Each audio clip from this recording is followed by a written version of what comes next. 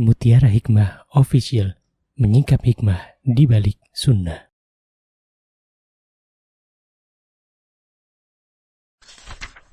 Salurkan donasi terbaik Anda untuk mendukung dakwah Mutiara Hikmah Official.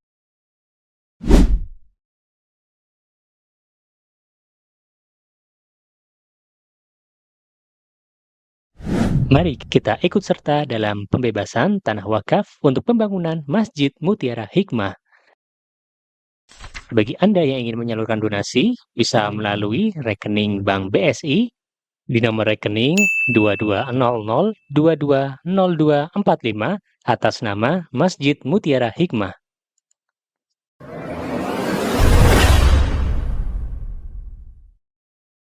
Ibu-ibu jamaah Majelis Taklim Toyota Permata yang saya cintai karena Allah, kita akan belajar terlebih dahulu tentang apa arti dari puasa itu sendiri. Karena kita sering bertemu dengan bulan Ramadan, kita juga sering bertemu dengan hari-hari disunahkannya puasa, tapi kita kadang belum tahu apa definisi puasa. Maka para ulama menyebutkan bahwa puasa itu dalam bahasa Arab disebut dengan asyam. Apa arti asyam, ibu-ibu? Arti asyam adalah al-imsak. Al-imsak itu menahan diri. Jadi kita itu ketika berpuasa sejatinya kita sedang beribadah kepada Allah, menahan diri kita dari apa-apa yang membatalkan puasa. Mulai kapan? Mulai dari terbit fajar atau masuknya subuh sampai terbenamnya matahari. Jadi puasa itu adalah menahan diri kita masing-masing dengan apa-apa yang membatalkan puasa dari mulai terbitnya fajar, masuknya waktu subuh, sampai terbenamnya matahari. Ya, jadi Masya Allah simpel ya ibu-ibu ya definisi puasa itu. Nah, hukumnya apa? Bagi kita para muslimah, hukum dari puasa Ramadan, ya tentunya kita akan belajar tentang puasa Ramadan. Karena sebentar lagi entah esok atau lusa insya Allah kita berjumpa dengan bulan Ramadan. Ya, di Madinah juga ini sedang menunggu. Ya, nanti malam insya Allah ada pengumuman apakah ada salat tarawih atau tidak. Kalau ada salat tarawih berarti insya Allah besok puasa. Kalau tidak ada salat tarawih nanti malam berarti insya Allah puasanya lusa. Ya, kita sama-sama menunggu. Semoga Allah Azza wa Jalla berikan kepada kita dengan sesuatu yang terbaik.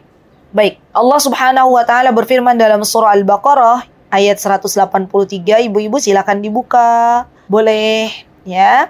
Apa kata Allah Subhanahu wa Ta'ala dalam surat Al-Baqarah ayat 183? Allah berfirman, A'udzu billahi minasy syaithanir rajim. Bismillahirrahmanirrahim. Ya ayyuhalladzina amanu kutiba alaikumus siyam kama kutiba alal ladzina min qablikum la'allakum tattaqun. Allah berfirman, wahai orang-orang yang beriman. Berarti yang dipanggil di sini siapa ibu-ibu? Siapa ayo yang dipanggil? Kita ya, orang-orang beriman. Ya kita para muslimah. Diwajibkan oleh Allah Subhanahu wa Ta'ala untuk kita berpuasa. Dan yang dimaksud di sini kata para ulama maksudnya adalah puasa Ramadan. Ya sebagaimana diwajibkan atas orang-orang sebelum kamu. Artinya ibadah puasa ini memang sudah ada sebelum Nabi kita Muhammad SAW diutus menjadi Nabi. Jadi nabi-nabi sebelumnya mereka juga punya syariat ya yang diperintahkan bagi kaumnya untuk berpuasa. Maka dari itu Allah Subhanahu wa Ta'ala memberitahukan kepada kita bahwa ibadah puasa ini bukan ibadah yang hanya dikhususkan untuk umatnya Nabi kita Muhammad SAW, tapi memang sebelumnya sudah pernah ada kaum yang diwajibkan untuk berpuasa. Untuk apa kita berpuasa ibu-ibu? Tujuannya adalah la'allakum tattaqun, agar kita bertakwa. Sebagaimana kita tahu, ya masih ingat enggak? Bismillah ya ibu-ibu, apa arti takwa? Boleh dibuka mic-nya. Ada 6 poin ya. Silakan. Masih ingat? Makanya dibuka mic-nya teman-teman semuanya. Ya, yuk teman-teman yuk. Apa arti takwa? Saya Oh ya, silakan Mbak. menjalankan perintah Allah dan larangan Allah. Heeh. Menjauhi larangan Allah. Itu baru 2 poin ya. Ada 6. Saya tambahkan. Iya, 6 poin. Baiklah. Arti takwa sebagaimana disebutkan oleh seorang ulama yang bernama Talq bin Hubaib, takwa itu ada 6 poin Ibu-ibu, teman-teman. Yang pertama adalah kita mengerjakan apa-apa yang diperintahkan oleh Allah. Kemudian poin yang kedua dengan ilmu. Jadi ketika Allah memerintahkan kita puasa, maka kita harus berilmu dulu. Ya, baru kita disebut orang bertakwa. Poin ketiganya adalah ketika kita menjalankan perintahnya Allah dengan ilmu, maka kita berharap pahala di sisi Allah Subhanahu wa taala. Jadi kita orang beriman ini, Ibu-ibu, boleh berharap pahala di sisi Allah atas apa yang telah kita kerjakan dari berbagai macam amal saleh. Ya. Kemudian poin yang keempat adalah menjauhi larangan-larangan Allah. Ya, misalnya kita di bulan Ramadan, ya kita dilarang untuk makan dan minum di siang hari. Berarti itu kan kita menjauhi itu larangan-larangan Allah. Poin kelima dengan ilmu, ya kita tahu oh ada larangannya, ya. Pembatal-pembatal puasa kita jauhi semuanya. Dan poin keenam adalah kalau kita menjauhi larangan Allah, maka kita takut akan adab yang datang dari Allah. Jadi ada 6 poin ya, teman-teman ya, diingat-ingat. Yang pertama, menjalankan perintahnya Allah. Yang kedua, dengan ilmu. Yang ketiga, berharap pahala dari Allah. Yang keempat, menjauhi larangan Allah. Yang kelima, dengan ilmu. Dan poin terakhir adalah kita takut dengan azabnya Allah. Boleh kalau yang mau bantu untuk tulis di ruang ini obrolan, silahkan boleh ditulis pesan di ruang pesan ya. Semoga ibu-ibu yang mau mencatat rangkumannya bisa segera mencatatnya. Baik, berarti seharusnya ketika kita berpuasa teman-teman, kita itu menjadi pribadi yang lebih baik. Ya, kenapa? Karena kita sudah berada di sebuah madrasah. Kita sudah dididik oleh Allah Subhanahu wa taala 1 bulan penuh untuk menjauhi apa-apa yang dilarang oleh Allah Subhanahu wa taala. Kita dididik oleh Allah Subhanahu wa taala untuk bersegera menjalankan perintahnya Allah. Ya, orang berpuasa kalau tidak bertakwa kepada Allah, maka bisa saja dia minum makan ya, nggak ada orang, dia minum makan.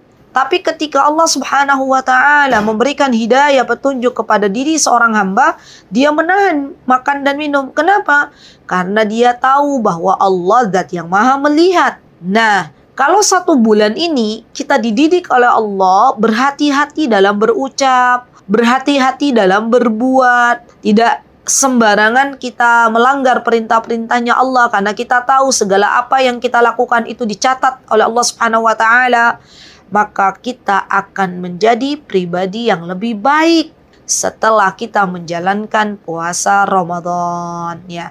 Ini hasilnya la'allakum tattaqun. Masyaallah. Baik. Nah, setelah kita belajar apa definisi puasa, kita belajar ya dalil dari Al-Qur'an surah Al-Baqarah ayat 183. Maka ada hadis dari Nabi kita Muhammad SAW yang mewajibkan untuk berpuasa. Baik, kemudian Rasulullah SAW bersabda, Buniyal Islamu ala khams, bahwa Islam itu dibangun di atas 5 rukun.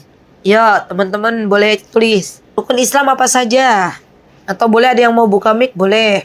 Rukun Islam apa saja ibu-ibu, teman-teman? Apa saja Mbak? Ya, boleh. Mbak Usi, silakan. Ya, Mbak Usi. Syahadat, oke. Sholat, puasa, zakat, haji. Untuk yang mampu. Puasa, zakat, dan haji. Masya Allah, barakallahu fiik. Berarti di sini ada puasa, ya, bagi yang mampu. Berarti puasa ini bagian dari rukun Islam. Maka dari itu Islam dibangun di atas 5 perkara. Di antaranya adalah puasa. Jadi orang Islam itu harus menjalankan ya beberapa rukun ini. Karena yang namanya rukun tuh harus kita jalankan ya, dan di antara rukun yang harus kita jalankan adalah berpuasa. Terima kasih Mbak, barakallah. Baik, kemudian ibu-ibu kita akan belajar keutamaannya. Yo, kenapa kita belajar keutamaan dari ibadah puasa itu sendiri? Karena biasanya kalau kita ini tahu ya fadail atau fadilah, keutamaan dari ibadah, maka kita akan lebih semangat ibu-ibu. Kita akan lebih termotivasi untuk beramal saleh. Nah, apa sih keutamaan puasa? Yuk kita pelajari bersama-sama. Yang pertama ibu-ibu, bahwa ketahuilah puasa ini adalah ibadah yang pahalanya akan Allah berikan spesial. Masya Allah. Allah sendiri yang akan membalas. Ya, beda-beda levelnya tuh. Dan Rasulullah SAW, ya, beliau bersabda, apa kata Rasulullah? Qala Allahu Azza wa Jal. Ya, dalam hadis kursi Allah berkata, Kullu amal ibni Adama lahu illa as-sawm, fa innahu li wa ana ajzi bih. Kata Allah, semua amal ibadah anak Bani Adam itu sejatinya akan kembali kepada dirinya. Ya, misal sedekah. Kita sedekah ibu-ibu. Ya, sedekahnya kita bagi kepada orang lain, tapi sebenarnya manfaatnya untuk kita. Ibu-ibu sedekah 100.000 misalnya ya, di hari Jumat misalnya, nih hari ini. Maka Allah akan lipat gandakan, kita mendapatkan di dunia balasan sebelum di akhirat. Kita akan diberikan oleh Allah pahala yang berlipat ganda. Allah kasih cash. Dari 100.000, dari 100.000 jadi 700.000, jadi 7 juta. Itu Allah yang mengatur. Jadi semuanya untuk kita, kembali kepada kita. Khusus untuk puasa, puasa itu untuk Allah. Maka Allah yang akan memberikan pahalanya yang lebih banyak lagi. Ya, Allah yang maha berkehendak. Maka ketika kita berpuasa, yuk bismillah, kita niatkan bersama-sama ingin mendapatkan pahala yang banyak dari Allah Subhanahu wa Ta'ala. Dan puasa itu sendiri ternyata menggabungkan 3 jenis kesabaran. Masya Allah. Sebagaimana kita tahu, sabar itu kan dibagi menjadi 3 ya. Ibu-ibu, sabar dalam melakukan ketaatan. Ya, kita sedang menjalankan ketaatan kepada Allah. Yang kedua, sabar dalam menjauhi yang dilarang Allah. Kita sedang menjauhi apa-apa yang dibatalkan dari ibadah puasa itu sendiri. Dan yang ketiga adalah sabar terhadap takdir. Maksudnya gimana? Puasa kok sabar terhadap takdir? Iya, kita ditakdirkan oleh Allah ketika berpuasa siang hari berada dalam keadaan lapar, haus. Berarti itu kan takdir. Kita sabar menunggu dari mulai terbitnya fajar, waktu subuh sampai terbenam matahari. Ya, kita tidak berbuka. Maka puasa ini adalah ibadah yang menggabungkan sekaligus 3 kesabaran. Sabar dalam menjalani ketaatan, sabar dalam menjauhi larangannya, dan sabar dalam menerima takdirnya Allah Subhanahu wa Ta'ala. Baik. Kemudian teman-teman, orang yang berpuasa, subhanallah, ya, akan diijabah doa-doanya oleh Allah Subhanahu wa Ta'ala. Masya Allah. Jadi, Masya Allah ya. Ketika kita itu berpuasa, sejatinya kita itu sedang diberikan oleh Allah Subhanahu wa Ta'ala kesempatan untuk memperbanyak berdoa. Bu, yang namanya berdoa tuh harus yakin. Yang namanya berdoa itu harus yakin, Masya Allah. Apalagi kita berada di sebuah hari di mana kita sedang dalam kondisi berpuasa. Artinya kita sedang menjadi hamba Allah yang lebih dekat dengan Allah Subhanahu wa Ta'ala. Maka berdoalah kepada Allah. Di hari Jumat ini, ya, hari Jumat ini adalah hari yang mulia, kita berdoa kepada Allah. Ya Allah, masukkanlah hamba ke dalam syurgamu tanpa hisab dan tanpa azab. Ya Allah, mudahkanlah hamba untuk menjalankan ibadah puasa ini dengan baik. Ya Allah, solihkanlah pasangan hamba. Ya Allah, lunasilah hutang-hutang hamba. Ya Allah, angkatlah derajat hamba di dunia dan di akhirat. Ya Allah, berikanlah kepada anak-anak kami, ya, keturunan yang salih dan salihah. Semua ibu-ibu boleh berdoa. Ya, wabil khusus, ya, nanti kalau pas datang bulan Ramadan, di mana kondisi kita sedang berpuasa, disitulah ya waktu-waktu mustajab diberikan oleh Allah Subhanahu wa Ta'ala. Baik, kemudian selanjutnya, keutamaan dari puasa itu sendiri, subhanallah, bisa menjauhkan kita dari api neraka. Ya Allah, yang namanya api neraka tuh panasnya luar biasa. Jangan sampai kita ya ibu-ibu menginginkan berdoa kepada Allah untuk dimasukkan ke dalam api neraka. Jangan. Kita nggak bakal kuat. Ya kita tangan kita aja, ya kalau kena minyak aja, minyak itu minyak, bukan api ya, minyak. Minyak, kemudian tangan kita akhirnya melepuh, itu juga kita merasakan sakit yang luar biasa. Apalagi kobaran api. Gitu. Maka dari itu orang yang pengen dijauhkan dari api neraka oleh Allah Subhanahu wa Ta'ala, di antara yang bisa dilakukan di dunia ini adalah menjalankan ibadah puasa Ramadan. Karena puasa Ramadan ini termasuk bagian dari sarana untuk kita dijauhkan oleh Allah Subhanahu wa Ta'ala dari api neraka. Subhanallah. Baik, terakhir, bahwa orang-orang yang beribadah puasa, sering berpuasa, maka akan dimasukkan oleh Allah Subhanahu wa Ta'ala ke dalam surganya. Ya subhanallah.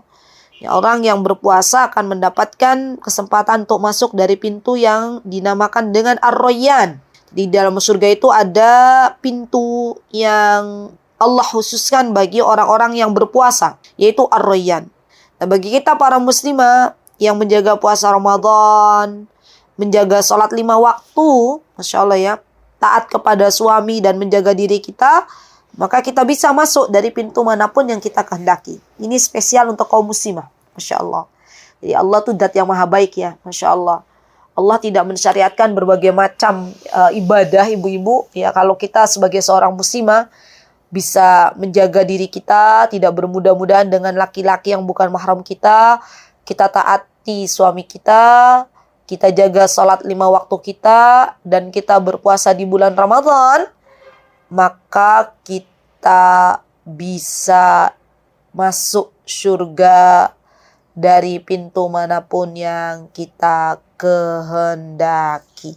Masya Allah. Semoga Allah mudahkan kita untuk bisa masuk surga. Amin. Baik. Nah, setelah kita belajar tentang keutamaan dari ibadah puasa itu sendiri, maka kita akan belajar tentang rukunnya. Ini penting ini. Ya, ada rukun yang perlu kita perhatikan dalam beribadah puasa ini. Karena yang namanya rukun ini, Bu, kalau kita tidak melaksanakannya, maka ibadah kita tidak sah. Nah, apa saja rukun puasa?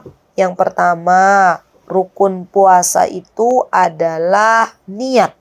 Ya, jadi kita harus niat mau berpuasa. Jangan sampai kita hanya menahan makan dan minum tapi tidak berniat. Dan niat puasa Ramadan itu kapan? Ya, dimulai dari malam hari. Jadi kalau mau puasa jangan lupa malamnya berniat. Ya.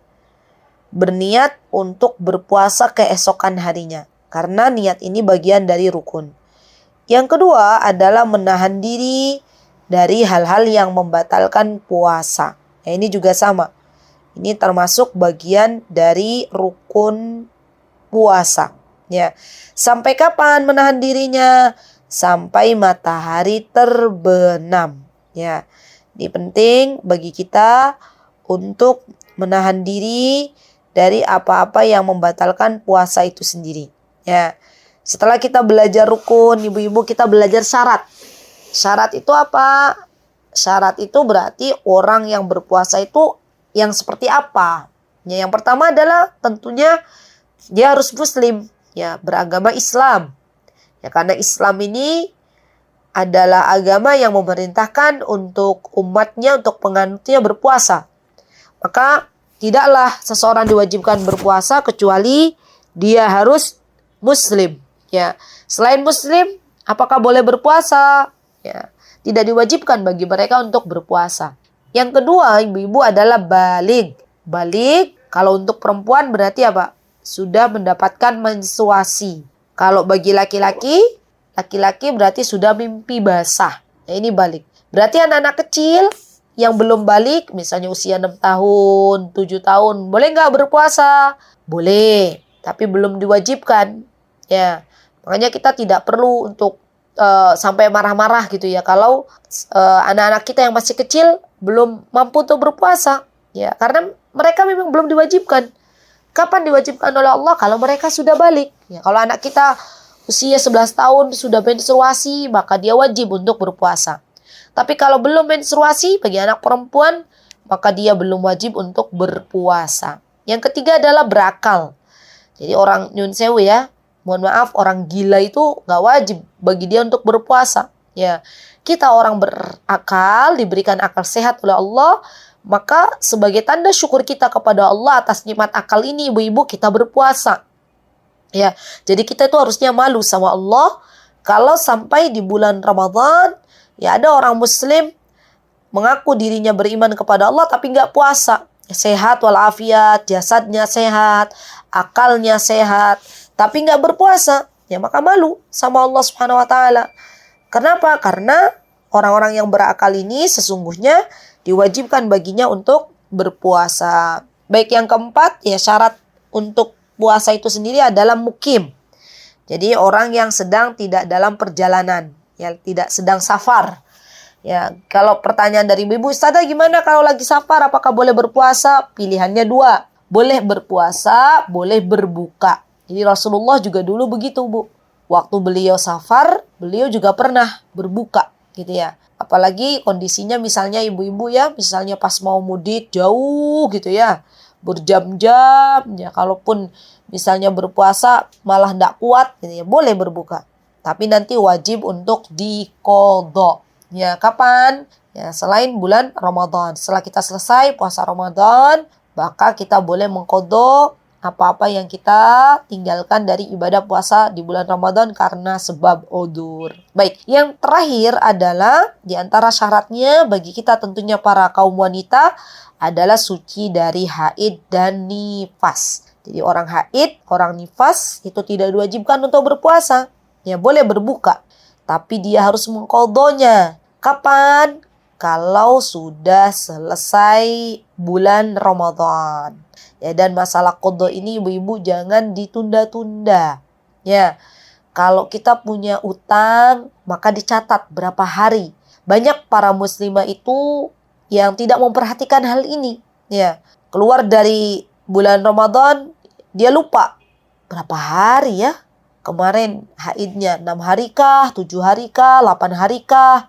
Ya, itu dicatat baik-baik. Dicatat, oh saya punya hutang puasa nih 7 hari. Ya, berarti nanti kalau sudah Syawal, ya, ibu-ibu biasanya kalau di Indonesia itu kan Syawal silaturahim ya kesana kemari.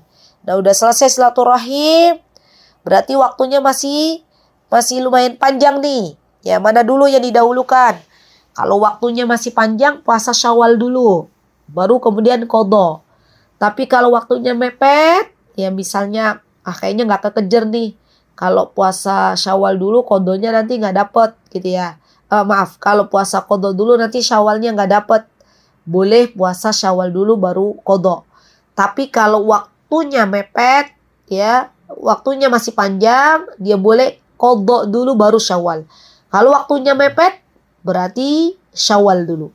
Gitu ya, puasa sunnah dulu. Nanti qadhanya setelah bulan Syawal selesai, yaitu bulan Dzulqa'dah, baru diqadha. Jadi Masya Allah ya, Islam itu agama yang memudahkan bagi penganutnya. Ya, yang penting kita sudah selesai ya menjalankan apa-apa yang perlu kita jalankan, yaitu dari qadha puasa. Baik. Kemudian ibu-ibu yang perlu kita ketahui juga adalah sunnah-sunnahnya. Ya, apa saja nih sunnahnya nih? Yo, kita jalankan yo. Walaupun mungkin ibu-ibu akan berkata, Ustazah tapi kan ini gak wajib. Iya, ini gak wajib. Tapi kalau kita bisa menjalankan ibadah sunnah ini, maka kita mendapatkan pahala di sisi Allah. Ibadah kita lebih sempurna. Nah, apa saja sunnah-sunnahnya? Yang pertama, ketika datang waktu sahur, maka kita bersahur. Ya, niatkan ibu-ibu. Sahurnya kita itu untuk mendapatkan pahala di sisi Allah Subhanahu wa Ta'ala. Ya, jadi Masya Allah ya. Sampai-sampai yang namanya sahur itu, kalaupun misalnya kita lagi mager untuk sahur, minum seteguk air, kita sudah dapat pahala. Ya, pakai kurma satu itu kita dapat pahala. Ya, jadi sahur itu udah harus, misalnya ibu-ibu, lagi nggak mood nih makan nasi, ya udah makan apa aja, buah ya boleh, ya minum susu ya boleh, nggak harus pakai nasi.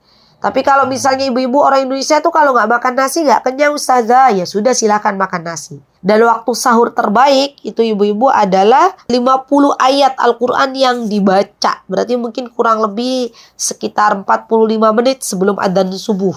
Ya, misal adzan subuhnya jam 4:30, berarti sahurnya jam 4 kurang 15. Itu sahur. Ya. Kenapa? Hikmahnya apa?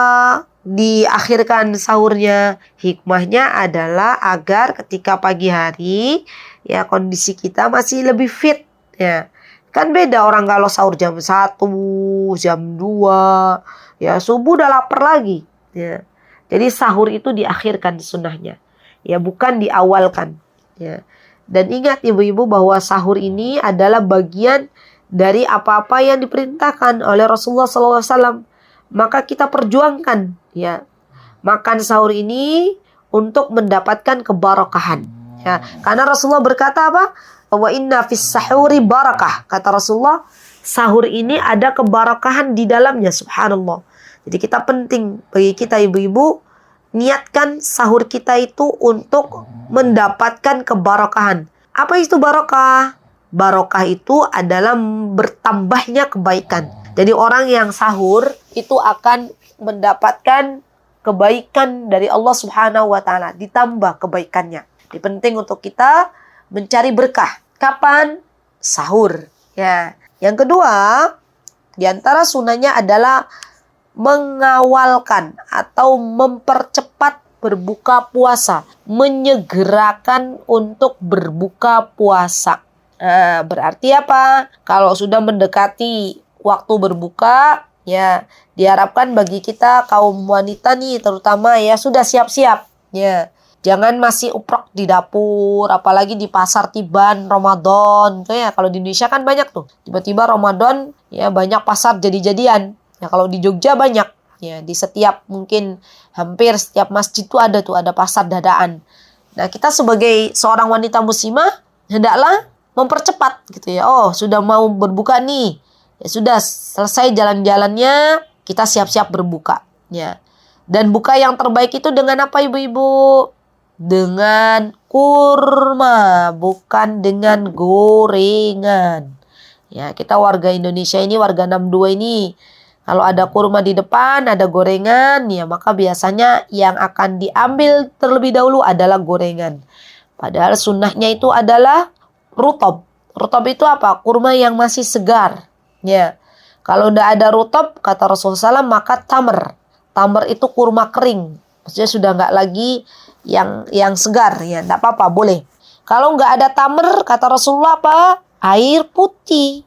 Ya, jadi 3 itu level berbuka itu. Ya, kurma basah, kurma kering, baru kemudian air putih. Jadi kalau nggak ada kurmanya jangan alasan nggak ada kurma boleh ya gorengan. Nah, ya gorengannya nanti ya Bu, gorengannya disimpan dulu. Jadi di antara sunnah untuk berbuka adalah dengan kurma. Ya, maka berdoa kepada Allah semoga Allah mudahkan kita untuk mendapatkan rutab. Ya, di Indonesia insya Allah sudah banyak yang jual. Kalau nggak ada rutab ya kurma biasa aja. Ya disiapkan di meja makan masing-masing.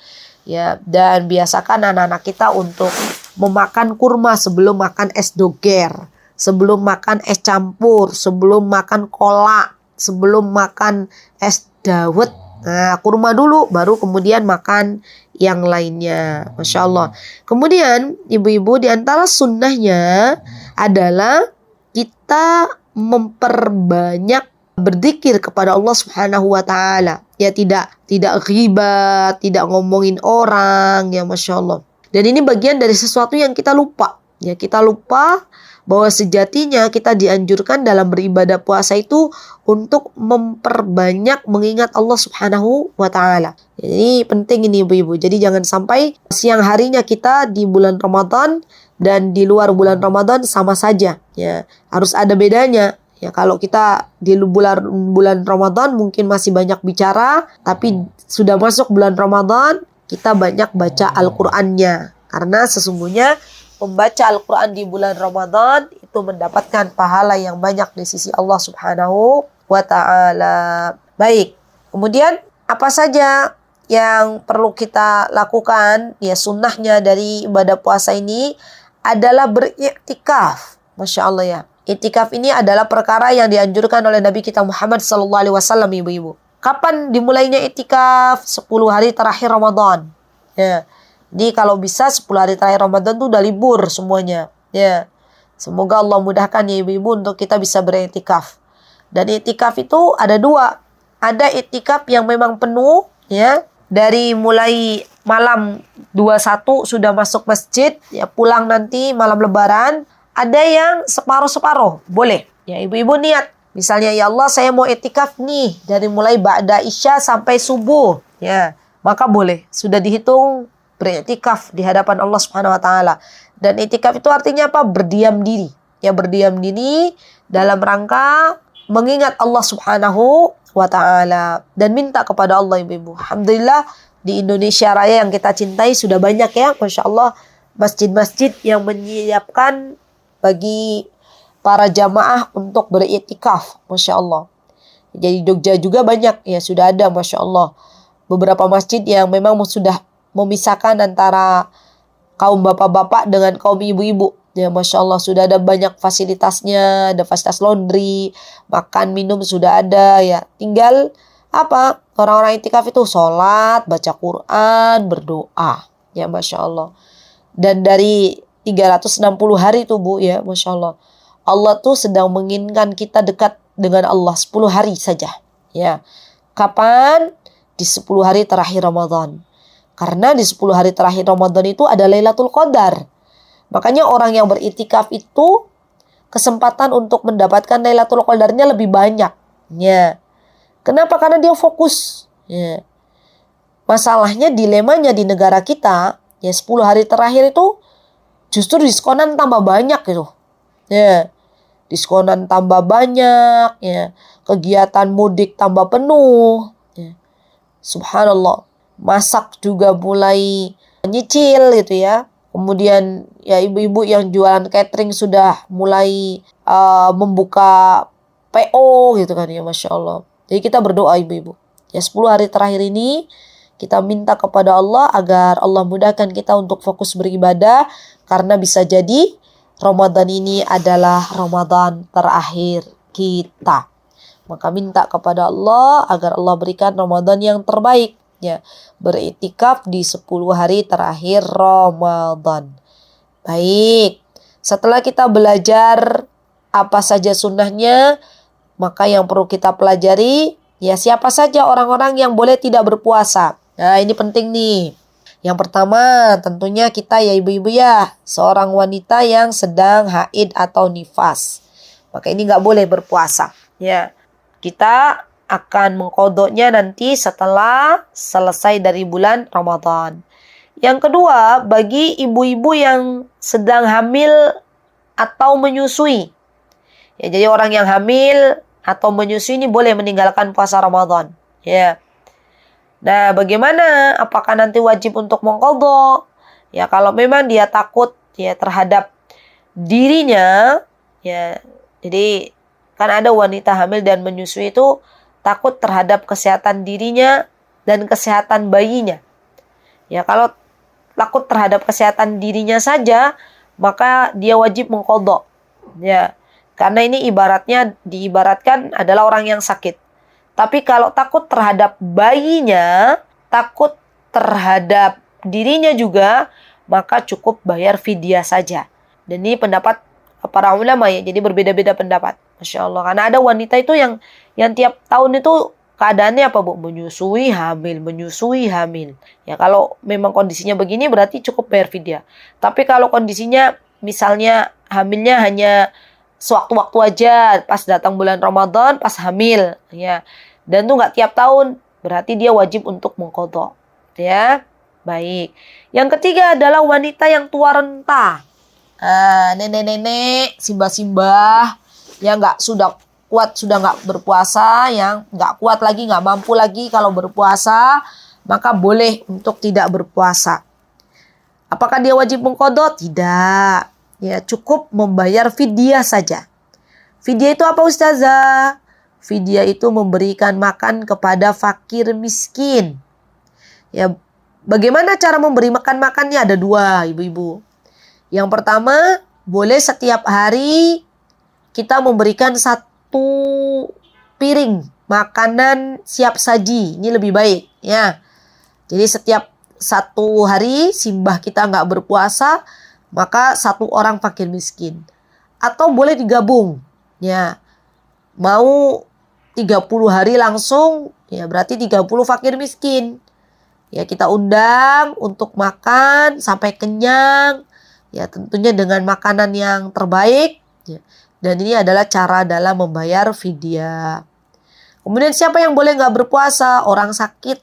Ya, orang sakit ini boleh nggak berpuasa. Ya. Tapi dia wajib qadha kalau sudah sehat. Dan terakhir adalah orang-orang musafir. Ya, orang-orang yang sedang bepergian. Maka dia boleh tidak berpuasa. Tapi wajib untuk mengqadha kalau sudah tidak lagi safar. Jadi kalau orang safar itu ibu-ibu jangan dipaksa untuk berpuasa. Kalau memang nggak mampu untuk berpuasa nggak apa-apa, bukan dosa, bukan. Tapi nanti wajib untuk diqadha. Apalagi kalau pas lagi umroh di Ramadan, ibu-ibu dari Indonesia tuh, ya kita tahu kalau umroh itu kan arahnya ke barat. Berarti kita menjauh dari matahari. Biasanya kalau pas terbang ya dalam kondisi sedang berpuasa, puasanya lama sekali. Ya, nggak maghrib karena kan menjauh dari matahari. Kalau begitu berarti boleh. Ya, pilihannya boleh berpuasa, boleh juga tidak. Ya. Baik. Setelah kita belajar siapa saja yang boleh tidak berpuasa, maka kita sekarang akan belajar pembatal-pembatalnya. Nah, ini penting nih Bu. Ya, jangan sampai kita nggak tahu pembatalnya apa saja. Padahal ya Allah sudah memberitahukan, Rasulullah sudah memberitahukan. Ya, yang pertama, apa pembatal puasa itu? Yaitu makan dan minum dengan disengaja. Jadi berarti kalau nggak sengaja boleh. Misalnya besok nih puasa, misal, ya, ibu-ibu bangun tidur, ya kebablasan nggak sahur, tiba-tiba di dapur masak dengan santainya, gitu ya, minum, makan, suaminya pulang dari masjid, bingung, ini siapa ini yang makan minum nih? Ya, ibunya bilang, kita bilang, ya barusan saya makan loh, bukannya puasa ini Ramadan. Oh iya ya, ya misalnya, padahal malamnya itu, ya, kan ada tarawih, itu sudah berniat puasa. Maka kalau memang lupa pagi harinya makan minum, ya lanjutkan puasanya. Ini rezeki dari Allah. Ya, jadi makan minum dengan disengaja ini yang membatalkan. Tapi kalau makan minumnya nggak disengaja, maka boleh untuk melanjutkan puasa. Yang kedua adalah keluar mani dengan disengaja. Ya, keluar mani dengan disengaja, baik dengan melakukan hubungan biologis bersama pasangannya ataupun yang lainnya. Jadi bukan hanya berhubungan biologis saja, ya. Tapi misalnya disengaja, ya sampai keluar maninya, maka ini juga yang membatalkan ibadah puasa. Yang ketiga, muntah dengan disengaja. Ya, jadi kalau misalnya ada orang memasukkan jarinya ke dalam kerongkongan, ya kemudian muntah, ya ini membatalkan puasa. Tapi kalau muntahnya nggak sengaja, maka ini tidak membatalkan puasa. Yang keempat adalah ketika sedang berpuasa keluar darah haid, ya, atau darah nifas. Ya, yang paling ini ibu-ibu ini paling sedih tuh kalau 5 menit lagi sebelum adzan maghrib datang haid. Ini nih, ya ini ujian dari Allah. Ya, berarti kalau 3 menit sebelum adzan maghrib ternyata haid, tetap dibatalkan dan diqadha. Gimana? Ya pagi hari sudah niat berpuasa, Allah kasih pahala. Ya, pahala dari menahan makan dan minum. Tapi untuk puasanya sendiri maka batal dan kita wajib untuk mengqadhonya. Baik, kemudian yang membatalkan puasa diantaranya adalah naudzubillah ya, keluar dari Islam, murtad. Murtad orang tadinya muslim kemudian murtad. Maka dia bagian dari sesuatu yang membatalkan puasa, ya. Kemudian di antara yang membatalkan puasa ibu-ibu adalah berniat untuk berbuka. Misalnya siang-siang di Indonesia panas, lihat ada minuman enak seger gitu ya. Terus dalam hati bilang, ya Allah saya mau niat deh buka puasa, kayaknya enak banget tuh minumannya seger. Baru niat aja dalam hati itu udah batal ibu-ibu. Hati-hati makanya. Ya kalau misalnya ada sesuatu yang membuat kita itu kepengen gitu ya, lezat gitu ya, sebaiknya dihindarkan dari pandangan orang yang berpuasa karena khawatir akan timbul niat untuk berbuka puasa, ya, dan ini menjadikan puasanya batal, ya. Kemudian di antara yang membatalkan puasa adalah ketika seseorang itu waliyadzubillah ya, naudzubillah, semoga kita dijauhkan dari hal ini, ya, ketika pas lagi puasa tiba-tiba gila. Nah ini nih, pas gila dia batal, ya. Dan gila itu juga termasuk ibu-ibu bukan hanya gila permanen ya. Gila sementara itu juga batal. Ya gilanya 2 jam, 3 jam, terus balik lagi, waras lagi, ya ini batal. Ya ini hati-hati. Zaman sekarang wanita ini banyak yang depresi, ya. Depresi itu bagian dari penyakit kejiwaan ya. Kalau dalam Islam ada yang menyebutkan depresi ini udah masuk dalam kategori gila.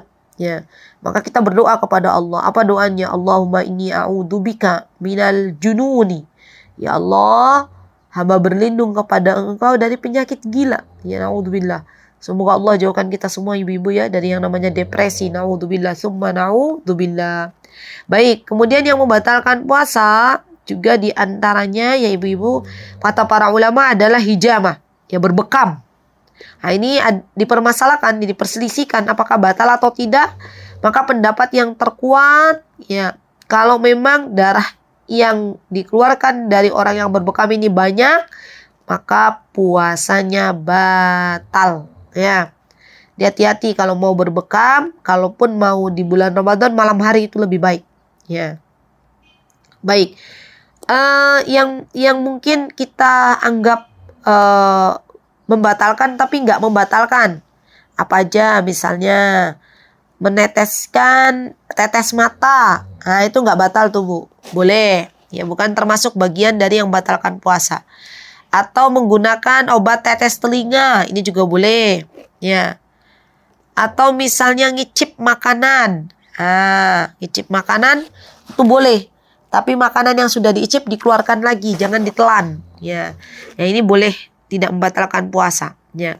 Menggunakan parfum atau wangi-wangian, nah ini juga nggak membatalkan puasa. Kemudian mandi ya di tengah hari puasa, misalnya ibu-ibu nih panas terus mandi biar nggak gerah, maka ini nggak membatalkan puasa. Berkumur-kumur ini juga nggak membatalkan puasa ibu-ibu ya. Jarum suntik yang masuk ke dalam tubuh kita ini juga nggak membatalkan puasa ya, ada obatnya sedikit ya. Beda sama infus. Infus itu membatalkan puasa.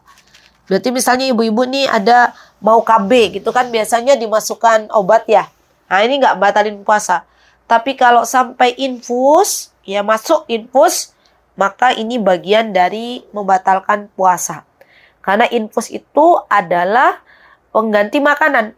Ya, jadi hati-hati. Ya, infus itu adalah sesuatu yang membatalkan puasa. Ya Masya Allah. Ini penting untuk kita ketahui bersama ibu-ibu. Bercelak batalkan puasa ndak? Ndak. Ya. Apalagi menyisir rambut batalkan puasa ndak pembatalan? Ndak. Bergandengan tangan dengan suami batalkan puasa ndak? Ndak. Ya. Pamitan, salaman sama suami mau keluar rumah misalnya membatalkan puasa atau tidak? Tidak. Ya. Jadi ada sesuatu yang kita itu ragu ini batal apa enggak gitu. Padahal ternyata tidak. Ya insya Allah sampai di sini ya ibu-ibu ya. Insya Allah, Masya Allah banyak banget ini materinya. Ya harusnya daurah 2 hari ini ibu-ibu langsung dapat 1 hari. Masya Allah. Ya terima kasih. Jazakunallahu khaira. Barakallahu fikunna jami'an. Aqulu qouli hadza wa astaghfirullah li wa lakum wa akhiru da'wana alhamdulillahi rabbil alamin. Assalamualaikum warahmatullahi wabarakatuh. Mutiara Hikmah Official, menyingkap hikmah di balik sunnah.